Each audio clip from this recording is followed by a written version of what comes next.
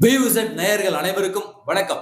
காங்கிரஸ் திமுக கூட்டணி என்னவாக போகிறது, அதுதான் தமிழ்நாடு அரசியல் களத்துல கடந்த ஒரு 4 நாட்களாக தகவல்கள் வந்து கொண்டே இருந்தது. நாம அடிக்கடி சொல்ற வார்த்தை தான், காங்கிரஸை விட்டு திமுக ஒருபோதும் விலகாது, திமுகவை விட்டு காங்கிரஸ் ஒருபோதும் விலகாது. இவங்க 2 பேரும் அடிச்சுக்கிற மாதிரி அடிச்சுக்குவாங்க, விஜயை வச்சு வியாபாரம் பார்த்துக்குவாங்க அப்படின்னு நாம சொன்னதுதான். அது மட்டும் இல்லாமல் நேற்று ராகுல் காந்தி அவர்கள் ஹைதராபாத் வந்திருந்தாரு. அவரை சந்திப்பதற்காக ஆதவ் அர்ஜுனா எவ்வளவோ முயற்சி பண்ணாரு. ஒரே ஒரு அப்பாயின்மெண்ட் வாங்கித்தாங்க, ராகுல் காந்தியுடன் எப்படியாவது நாங்க பேசணும், ஒரு அப்பாயின்மெண்ட் வாங்கித்தாங்கன்னு சொல்லிட்டு எவ்வளவோ முயற்சிகளை ஆதவ் அர்ஜுனா எடுத்தும் கூட அப்பாயின்மெண்ட் கொடுக்கல ராகுல் காந்தி. ஏனென்றால் ஒருவேளை இப்ப கூட்டணி பேச்சுவார்த்தை நடத்திக்கிட்டு இருக்கோம், இந்த சமயத்துல ஆதவ் அர்ஜுனாவை ராகுல் காந்தியே நேரடியாக கூப்பிட்டு பேசிவிட்டார் என்றால் அது மிகப்பெரிய பாதிப்பை கூட்டணியில ஏற்படுத்தும் என்று அவருக்கு தெரியும். அதனாலதான் அவரு ஆதவ் அர்ஜுனாவை சந்திப்பதை தவிர்த்து விட்டார். டிவிகேவினர் ரொம்ப உற்சாகமா இருந்தாங்க, குறிப்பா விஜய் அவர்கள் ரொம்ப உற்சாகமா இருந்தாரு. ராகுல் காந்தி எப்படியாவது ஆதவ் அர்ஜுனா சந்திச்சிருவாரு, ஏதாவது பேசிடுவாரு, கூட்டணி இந்த பக்கம் உறுதியாகிடும் அப்படின்ற ரீதியில விஜய் அவர்கள் உட்பட டிவிகே நிர்வாகிகள் உட்பட அனைத்து தரப்பினருமே நேற்று வந்து உற்சாகமா இருந்தாங்க. தமிழ்நாடு அரசியல் ஊடகங்களும் அதை பற்றி நேற்று செய்திகளை வெளியிட்டிருந்தார்கள். ஆனால் அப்பாயின்மெண்ட் ஆர்டர் ராகுல் காந்தி கொடுக்கல. விஜய் கிட்ட ஆதவ் அர்ஜுனா என்ன மாதிரியான ரீலை விட்டுட்டு கதையை சுத்திட்டு போனார்னா, ராகுல் காந்தியை நான் பாக்குறேன், கூட்டணியை நான் முடிச்சு காட்டுறேன் பாருங்க அப்படின்னு சொல்லிட்டு தான் ஆதவ் அர்ஜுனா இங்கிருந்து கிளம்பி போனார். அப்பாயின்மெண்ட் கிடைக்கலன்னு உடனே மிகப்பெரிய ஏமாற்றம் ஆகிவிட்டது. அது மட்டும் இல்லாமல் திமுக இன்று மாலைக்குள்ள உங்களுடைய முடிவை அறிவிங்க, நாங்க 25+1 தான் கொடுப்போம், சரிங்களா, இன்று மாலைக்குள் நீங்கள் முடிவை அறிவிக்கவில்லை என்றால் நீங்கள் கூட்டணி விட்டு தாராளமாக வெளியேறிக்கலாம் சொல்லிட்டு கெடுவிட்டாங்க திமுக. சோ உடனடியாக முடிவை எடுக்க வேண்டிய சூழல்ல காங்கிரஸ் இருந்துச்சு. உடனே கே.சி. வேணுகோபால், உங்க எல்லாருக்குமே தெரியும், காங்கிரசினுடைய மூத்த தலைவர், காங்கிரசினுடைய தேர்தல் பேச்சுவார்த்தை குழுவினுடைய பொறுப்பாளராக அவரும் இருக்கிறார். அவர் என்ன பண்றாருனாக்க, தமிழ்நாடு காங்கிரஸ் எம்எல்ஏ எம்பி கிட்ட அவர் கால் பண்ணி கேட்கிறாரு. கால் பண்ணி நாம தாவேகா கூட கூட்டணிக்கு போலாமா வேண்டாமா அப்படின்னு அவர் கேட்ட உடனே ஒரு 9 எம்பிக்கள் இருக்காங்க, அதுல 5 எம்பிக்கள் தாவேகாவுடன் கூட்டணி போலாம்ன்றாங்க, 4 எம்பிகள் திமுகவுடன் போலாம் அப்படின்னு சொல்றாங்க. இவருடைய சட்டமன்ற உறுப்பினர்கள் 25 தொகுதியில போட்டிட்டாங்க, அதுல ஒரு 15 பேரோ என்னமோ ஜெயிச்சிருக்காங்க. அவங்கள்ட்ட கேட்டதுக்கு அதுல பெரும்பான்மையானவர்கள் என்ன சொல்றாங்கன்னா, நாம டிவிகே பக்கம் போலாம் அப்படின்னு சொல்லியிருக்காங்க. எம்எல்ஏக்கள் வாய்ஸவும் குறைவான குரல் தான் திமுகவுக்கு ஆதரவா போலாம் அப்படின்னு சொல்லியிருக்காங்க. இந்த சூழல்ல கே.சி. வேணுகோபால் அவர்களுக்கு வந்து மிகுந்த சந்தோஷமாயிடுச்சு. பரவாயில்லையே, டிவிகே கூட கூட்டணி போலாம் சொல்லிட்டு இவங்க எம்பி எம்எல்ஏக்கெல்லாம் சொல்றாங்களே அப்படின்னு சொல்லிட்டு இவர் மகிழ்ச்சியாக உடனடியாக செல்வ பெருந்தகை கால் பண்றாரு. செல்வ பெருந்தகை கிட்ட கேட்கிறாரு, தாவேகா கூட நாம கூட்டணிக்கு போனா எப்படி இருக்கு கேட்டோடனே உடனடியாக செல்வ பெருந்தகை வாயிலிருந்து என்ன தெரியுமா வந்துச்சு, அது தற்கொலைக்கு சமம் அப்படின்னு உடனே சட்டுன்னு கோவப்பட்ட, இப்படியே டக்குன்னு கோபப்பட்ட கே.சி. வேணுகோபால் அவர் என்ன சொல்றாருனாக்க, நாம தாவேகா கூட கூட்டணிக்கு போறதால நமக்கு தற்கொலை முடிவா அல்லது திமுகவுக்கு தற்கொலை முடிவா அப்படின்னு கேட்ட உடனே, கண்டிப்பா காங்கிரஸுக்கு அது தற்கொலைக்கான முடிவு. ஏன்னா அவங்க கூட ஓட் பேங்கை இன்னும் நிரூபிக்கல, அவர்கள்ட்ட கட்சி அமைப்பு ரீதியாக இன்னும் உருவாக்கப்படவில்லை, அவர்கள் தெளிவான மனநிலையிலும் இல்லை. இப்பேற்பட்டவர்கள் கூட நாம கூட்டணி வச்சா நாமளும் கூட்டணியில விழ வேண்டியதுதான். ஒருவேளை நீங்க டிவிகே கூட தான் கூட்டணி வைப்பீங்க அப்படின்னாக்க நான் தலைவர் பதவியிலிருந்து ராஜினாமா பண்ணிக்கிறேன், நான் தலைவர் பதவியிலிருந்து ராஜினாமா பண்ணிருக்கேங்க, நான் நீங்க வேற ஏதாவது தலைவர் தேர்ந்தெடுங்க அப்படின்னு உடனே கே.சி. வேணுகோபால் சரி இருங்க வரேன் அப்படின்னு சொல்லிட்டு கால் கட் பண்ணிட்டு உடனடியாக மல்லிகார்ஜுன கார்கேவுக்கு கால் பண்றாரு. மல்லிகார்ஜுன கார்கேவுக்கு கால் பண்ண உடனே இந்த மாதிரி டிவிகே கூட கூட்டணி வச்சா தன்னுடைய தலைவர் பதவியை ராஜினாமா பண்றேன்னு செல்வ பெருந்தகை சொல்றாரு அப்படின்ன உடனே கார்கே செல்வ பெருந்தகைக்கு லைன்ல வராரு. செல்வ பெருந்தகைக்கு கால் பண்ணி, நீங்க ஏன் பதவியை ராஜினாமா பண்ணணும், நான் ராகுல் காந்தி கிட்ட பேசுறேன். ஏன்னா ராகுல் காந்தி தரப்பு விஜய் தரப்புடன் பேசுவதற்கு கொஞ்சம் ஆர்வமாக இருந்தது போல் இருந்தது. அது மட்டும் இல்லாமல் கீழ்மட்ட அளவிலான அந்த காங்கிரஸ் நிர்வாகிகள், திமுக நமக்கு மரியாதை கொடுப்பதில்லை, காங்கிரஸ் எம்பி எம்எல்ஏக்களும் அதே மனநிலையில் தான் இருக்காங்க, நமக்கு மரியாதை கொடுப்பதில்லை, நம்ம டிவிகே பக்கம் போலாம் அப்படின்னு அந்த மைண்ட் செட்ல அவங்க வந்து இருந்திருக்கிறாங்க. இப்பேற்பட்ட சூழல்ல இதையெல்லாம் கருத்தில் கொண்டுதான் ராகுல் காந்தி நம்ம விஜய் பக்கம் பேசலாமான்ற ஒரு ஐடியாவில் இருந்தாரு. அதனாலதான் விஜய் தரப்பு கிட்ட பேசுற மாதிரியான ஒரு பிம்பத்தை காங்கிரசும் உருவாக்கி வைத்திருந்தது.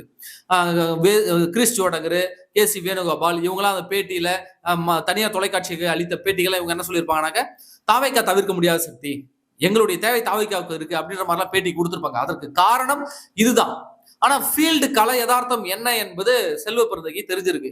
அவர் திமுகவினுடைய ஒரு உடன்பிறப்பு தான், திமுகவினுடைய ஒரு உறுப்பினர் தான் செல்வ பெருந்தகை என்றாலும் கூட தமிழ்நாட்டுல திமுக காங்கிரஸ் பிரிஞ்சதுன்னா அந்த கூட்டணி தோத்து போயிடுன்னு அவருக்கும் தெரியும்.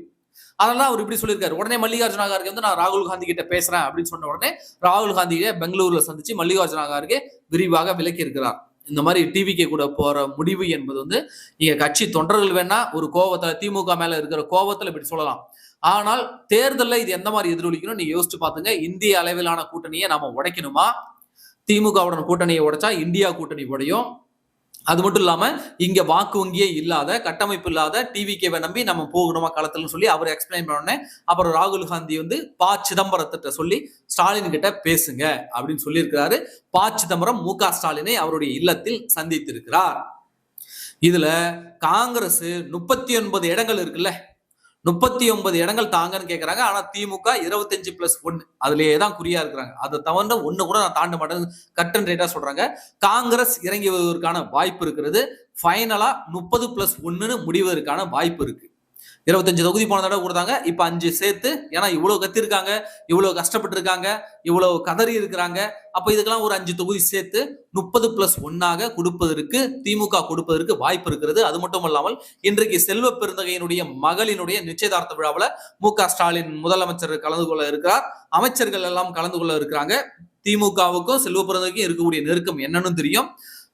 காங்கிரஸ் தலைமைக்கும் திமுக தலைமைக்கும் இருக்கக்கூடிய நெருக்கமே என்னன்னு உங்களுக்கு தெரியும். இப்படிப்பட்ட சூழல்ல தான் திமுகவுடன் தான் கூட்டணி என்பதுல உறுதியாக செல்வ பெருந்தகை மட்டும்தான் அந்த இதுல இருந்தது, அந்த ஸ்டாண்ட்ல. மற்றவங்க எல்லாருமே விஜய் கிட்ட போலாமா, அங்க போலாமா, இங்க போலாமான்ற ஒரு ஆசிலேஷன்ல தான் இருந்தாங்க. ஆனா செல்வ பெருந்தகை உறுதியாக இருந்தார். நான் வந்து திமுகவுடைய உறுப்பினர், திமுகவுக்கு சேவகம் செய்வதற்குத்தான் நான் இருக்கிறேன் அப்படின்னு சொல்லிட்டு அவர் உறுதியாக இருந்தார். அதனால இன்றைக்கு திமுக கூட்டணி காங்கிரஸ் கூட்டணி இன்றைக்கு உறுதியாகிவிடும். அதிகபட்சம் பாத்தீங்கன்னா 30 தொகுதி கொடுப்பதற்கான வாய்ப்பு இருக்கு. 30+1 அதை தாண்டி ஒரு சீட்டை கூட திமுக கொடுக்க தயாராக இல்லை. காங்கிரசினுடைய அந்த 39 சீட்டு கோரிக்கை என்பது வந்து நிராகரிக்கப்பட்டு விட்டது. சமாதானப்படுத்துவதற்கு சிதம்பரம் அவர்கள் மு.க. ஸ்டாலினை அவருடைய இல்லத்தில் சந்தித்து விட்டார். எனவே பேச்சுவார்த்தை எல்லாம் முடிஞ்சு விட்டது. இன்னைக்கு மாலைக்குள்ள அல்லது நாளை காலைக்குள்ள ஒரு நல்ல அறிவிப்பு அந்த திமுக காங்கிரஸ் கூட்டணி கட்சியினருக்கு வந்துவிடும். இதுல வாண்டடா வந்து சிக்கனது யாருன்னா டிவிகே தான். இந்த டிவிகே பயலுக்கு வந்து எப்படியாவது ராகுல் காந்தியை சந்திச்சிடலாம். ஆதவ் அர்ஜுனா தான் இவ்வளவு நாள் ராகுலிடம் போன் போட்டு பேசிய விஜயுடன் போன் போட்டு பேசிய ராகுல். அமைகிறதா டிவிகே காங்கிரஸ் கூட்டணி அப்படின்னு சொல்லிட்டு அந்த டிஜிட்டல் ஊடகங்கள் அத்தனை இதுலயும் பணம் கொடுத்து அந்த இந்த மாதிரியான நியூஸை வர வச்சது நம்ம ஆதவ் அர்ஜுனா தான். இந்த நியூஸை விஜய் கிட்ட போட்டு காட்டி இவ்வளவு நாள் விஜய் ஏமாத்திக்கிட்டு இருந்தாங்க. அது மட்டும் இல்லாம தினமலர்ல குறிப்பா பாத்தீங்கன்னாக்க தினமலர்ல அடிக்கடி காங்கிரஸ் டிவிகே கூட்டணியா, விஜயுடன் ராகுல் காந்தி பேசினாரா, ராகுலுடன் விஜய் பேசினாரா அப்படின்ற மாதிரியான செய்தியை போட்டுக்கிட்டே இருந்தாங்க. திமுக காங்கிரஸ் உடைகிறதா, இந்த பக்கம் காங்கிரஸ் டிவிக்கே சேர்கிறதா அப்படின்னு போட்டுட்டே இருப்பாங்க. அதற்கு காரணமும் ஆதவ் அர்ஜுனா பேமெண்ட் பண்ணி அந்த நியூஸை வர வச்சிருந்தாரு. இத்தகைய நியூஸ் எல்லாம் காட்டி தான் இவ்வளவு நாள் இவனுங்க விஜய் ஏமாத்திக்கிட்டு வந்திருந்தாங்க. இன்றைக்கு தமிழ்நாடு அரசியல் களத்துல திமுக கூட்டணி இன்னும் 2 நாள்ல தெளிவடைஞ்சிடும். அதிமுக கூட்டணி அது ஆல்ரெடி தெளிவா இருக்குது, நல்லா தெளிவா இருக்காங்க. 4 பேர் நறுக்குன்னு இருக்கிறோம், 4 பேரும் போட்டியிடுறோம், அடிச்சு தூக்குறோம் அப்படின்ற மைண்ட்ல அவங்க தெளிவா இருக்காங்க. அண்ணன் சீமான் அவர்கள் அவர் வேட்பாளரையே நியமிச்சிட்டாரு. வேட்பாளரையே 234 தொகுதிக்கு நியமிச்சுட்டு அவரு களத்துக்கே போயிட்டாரு. இந்த பக்கம் விஜய் பயலுக்கு தான் என்ன பண்றதுன்னு திக்கு தெரியாம திணறிக்கிட்டு இருக்காங்க. இங்கிட்டு போறதா அங்கிட்டு போறதா, அவங்க வருவாங்களா இவங்க வருவாங்களான்னு 2 வருஷமா காத்துக்கிட்டு இருக்காங்க. நாம பல முறை தலைப்பாடா அடிச்சுக்கிட்டோம். டேய் உங்களை வச்சு எல்லாரும் கல்லா கட்டுறாங்கடா, உங்களை வச்சு எல்லாம் திமுக கிட்ட எக்ஸ்ட்ரா சீட்டு வாங்கிட்டாங்கடா, இப்படிலாம் இருக்காதீடா மக்கு மடக்கு ஊதிகளா அப்படின்னு பல முறை நாம சொல்லிட்டோம் இவங்க கிட்ட. இவங்களுக்கு எல்லாருமே இதை தான் சொன்னாங்க. ஆனா ஒருத்தன் கூட காதுல போடல. உண்மையாகவே ஒரு சிறிய அடிப்படை அறிவு கூட தாவேக்காவில் இருக்கக்கூடிய 2ஆம் கட்ட தலைவர்களுக்காவது இருந்திருந்தா இந்த விஷயத்தை விஜய் கிட்ட கூட்டு போய் சொல்லியிருப்பாங்க. இன்னைக்கு செங்கோட்டையனே விஜயை வந்து ரீச் பண்ண முடியல. அதனாலதான் இந்த அவலம்.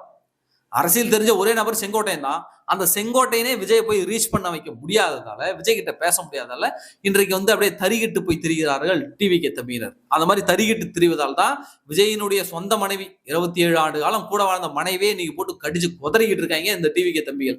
இவனுங்க எவ்வளவு பெரிய ஆபத்தானவர்கள் தமிழ்நாடு அரசியல் காலத்துக்குன்னு இதே பாத்துங்க. சொந்த கட்சி தலைவருடைய சொந்த மனைவியே போட்டு இந்த குதறானுங்களே. திருசா அந்த நம்பர் நடிகைக்காக இப்படி கடிச்சு கொதறானுங்களே அப்படின்பதை இந்த தமிழ்நாடு மக்கள் நீங்கள் பார்த்து தெரிந்து கொள்ளுங்கள். டிவிக்கே இன்றைக்கு நடுத்தருவுல நின்று இருக்கிறது.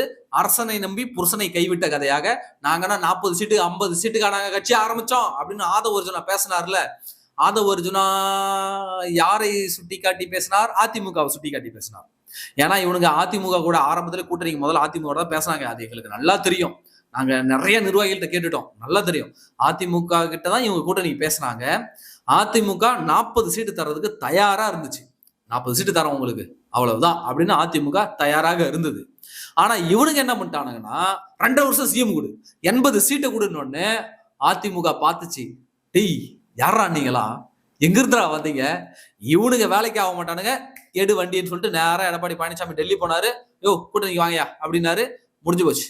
இன்னைக்கு அந்த கூட்டணி வலுவான கூட்டணியாக இன்றைக்கு களத்தை சந்திக்க போகுது. இவங்க அரசனை நம்பி புருஷனை கைவிட்ட மாதிரி அவன் வருவான் இவன் வருவான், என்ன ஜப்பான்ல கூப்பிட்டாக, அமெரிக்காவில கூப்பிட்டாக, சிங்கப்பூர்ல கூப்பிட்டாக அப்படின்னு சொல்லிட்டு இன்னைக்கு நடுத்தருவுல நின்றுகிட்டு இருக்காங்க வியாபாரம் ஆகாமல். இன்றைக்கு உண்மையாகவே அரசியல் அனாதையாக்கப்பட்டு கிடக்கிறது டிவிகே. அரசியல்ல எப்பவுமே பொறுமை வேணும், முதிர்ச்சி வேணும். இது எதுவுமே இல்லைனாக்க அரசியல்ல இருக்கவே கூடாது என்பதற்கு இதெல்லாம் ஒரு உதாரணம். நீ தனிச்சுதான் களமாட போறனா தைரியமா வெளியில வந்து எல்லாருக்கும் மக்கள் பிரச்சாரத்தை பேசியிருக்கணும்ல. அப்போ நீ ஒரு கேம் ஸ்பாயிலரா தான் இருக்கு. ஜெயிக்கணும்ன்றது உன்னோட எண்ணம் இல்ல, யாரையோ ஜெயிக்க வைக்கணும்ன்றதுதான் உன்னோட எண்ணம். நீ ஜெயிக்கணும்ன்ற எண்ணம் இருந்தா நீ மக்களோடு இன்றைக்கு களத்துல நின்று பிரச்சாரம் பண்ணியிருப்ப. ஆனா உன்னுடைய எண்ணம், நீ தனிச்சா ஒரு கட்சியை ஆரம்பிச்சு நம்ம பனையூர்ல படுத்துக்கிட்டாலே அந்த ஓட்டு நமக்கு பிரியும், அப்படி பிரியிற ஓட்டால ஒரு கட்சியை நம்ம ஜெயிக்க வைக்கலாம் அப்படின்னு சொல்லிட்டு நீ அண்டர் கிரவுண்ட் டீலிங்ல பணம் வாங்கிட்டு தான் நீ இந்த தீவிரமான இந்த திருட்டுத்தன வேலையை நீ பார்த்துக்கிட்டு இருக்க. இதுதான் உண்மை. நீ உண்மையாலுமே கட்சி ஆரம்பிச்சு உனக்கு ஜெயிக்கணும்னு ஆக்கிறதா நீ மக்களோட களத்தில் நின்று இருப்ப. ஆனா எவனையோ ஜெயிக்க வைக்கிறதுக்காக நீ கட்சியை தொடங்கி இன்றைக்கு பனையூருக்குள்ள படுத்திருக்கிற, பல்கா எவங்கிட்டே கை நீட்டிட்ட. ஏன்னா கடந்த காலங்களில் நீ யார் கூட நெருக்கமாக இருந்த, அந்த கட்சி உங்களுக்கு என்னென்னலாம் பண்ணி இருக்கிறது அப்படி என்பதை நாங்கள் கண்கூடாக பார்த்து கொண்டுதான் வருகிறோம். நாங்கள் ஒன்றும் முட்டாள்கள் அல்ல. எனவே நேற்று ராகுல் காந்தியை ஆதவர்ஜுனா சந்திக்க வேண்டும் என்று பலமுறை முயன்றும் கூட அவர் சந்திக்க மறுத்துவிட்டார். இன்றைக்கு ப. சிதம்பரம் மு.க. ஸ்டாலின் அவர்களுடன் பேசிவிட்டார். கூட்டணி இறுதியாகிவிட்டது. காங்கிரஸ் திமுக கூட்டணி தொடரப்போகிறது. அவர்களுக்கு ஒரு 30 இடங்கள் கொடுக்க போகிறார்கள். அப்படி தொடரக்கூடிய அந்த கூட்டணியை அதிமுக கூட்டணி வீழ்த்தும். மீண்டும் அஇஅதிமுக அரசு அமையும். நன்றி.